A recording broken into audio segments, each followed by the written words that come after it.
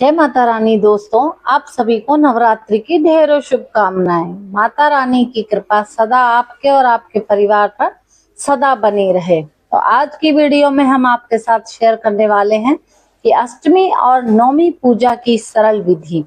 जैसा कि आप जानते हैं, नवरात्रि चल रही है। नवरात्रि में कोई अष्टमी पूजन करता है तो कोई रामनवमी पूजन करता है।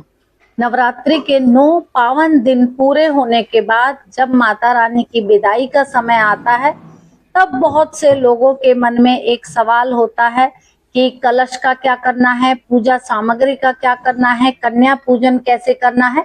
तो इन सभी भ्रांतियों को दूर करते हुए मैं आपको आज कन्या पूजन और माता की विदाई से जुड़ी हुई सभी जानकारी दूंगी। तो यहाँ माता का भोग प्रसाद तैयार हो गया है। भोग प्रसाद में हमने पूरी, काले चने, हलवा और आलू की सब्जी बनाई है, जो माँ को अत्यधिक प्रिय है। इसीलिए हम इसी भोजन से ही कन्या भोग करवाएंगे। कन्या भोग करवाने से पहले हमें माता रानी को भोग लगाना होता है। हमें पहले एक अंगारी पर एक बताशा और 2 लौंग का भोग लगेगा। फिर उसके बाद हम पूरी और हलवे का भोग लगा सकते हैं। पहले हम गणेश जी का भोग लगाएंगे, फिर हम माता रानी जी का भोग लगाएंगे। एक गिलास में जल जरूर रखें, क्योंकि माता को भोग लगाने के बाद जल भी जरूर समर्पित किया जाता है, क्योंकि माता पूर्ण रूप से भोग लगाती है। क्योंकि भोग लगाते समय आप 9 नामों का स्मरण जरूर करें। जो 9 नामों से आपने माता को चौकी पर बैठाया हुआ है, तो भोग लगाते समय उनका भी स्मरण जरूर करें।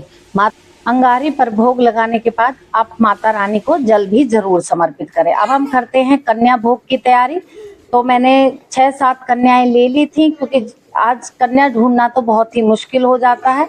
तो जितनी मिली उतनी में ही मैंने कन्या को जिमाना शुरू कर दिया। तो यहाँ पे मेरी 7 कन्या मिली थी, तो मैंने 7 कन्या को ही भोजन कराना शुरू किया है। जब कन्याएं घर में प्रवेश करें तो उन्हें पहले पैर साफ करके ही अंदर की तरफ लेना चाहिए और फिर उन्हें साफ स्वच्छ आसन पर ही बैठाकर भोजन कराना चाहिए, क्योंकि वो एक तरह का माँ का रूप ही होती हैं कन्याएं जब हमारे घर में आती हैं। फिर मैं उन्हें विदा करने में पहले उन्हें टीका लगाती हूँ।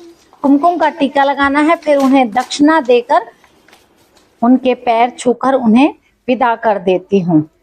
कन्या की विदाई के बाद आता है माता रानी की विदाई का समय। तो चौकी पर पहले जो कलश रखा हुआ है, जिस स्थान पर कलश स्थापित किया था उसे थोड़ा सा हिला दे। इससे ये होता है कि अब हम माता रानी को विदाई दे रहे हैं। कलश पर रखा हुआ नारियल निकालकर अपने घर के मंदिर में रख दें। ये घर में सकारात्मक ऊर्जा बनाए रखने का प्रतीक होता है। कलश और पूजा सामग्री का सही तरीके से क्या करना चाहिए, यदि इसे सही विधि से किया जाए तो माना जाता है कि पूरे साल घर में सुख समृद्धि सकारात्मक ऊर्जा बनी रहती है। पहले कलश में जो जल रखा हुआ है और जो सामग्रियां डली हुई हैं, जैसे कि 1 रुपए का सिक्का, हल्दी की गांठ, कमलगट्टा और कुछ दूर्बा पड़ी हुई है, तो इस जल को सबसे पहले तो हम पूरे घर में छिड़केंगे, क्योंकि इससे ही हमारे घर में सकारात्मक ऊर्जा का प्रवेश बढ़ेगा और हमारे घर में खुशहाली दस्तक देगी।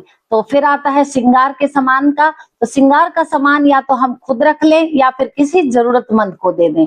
जो चौकी पर रखे चावलों को आप घर में भी छिड़क सकते हैं या फिर पक्षियों को भी डाल सकते हैं। चावल छिड़कने की मान्यता है कि इससे अन्न और धन की वृद्धि होती है।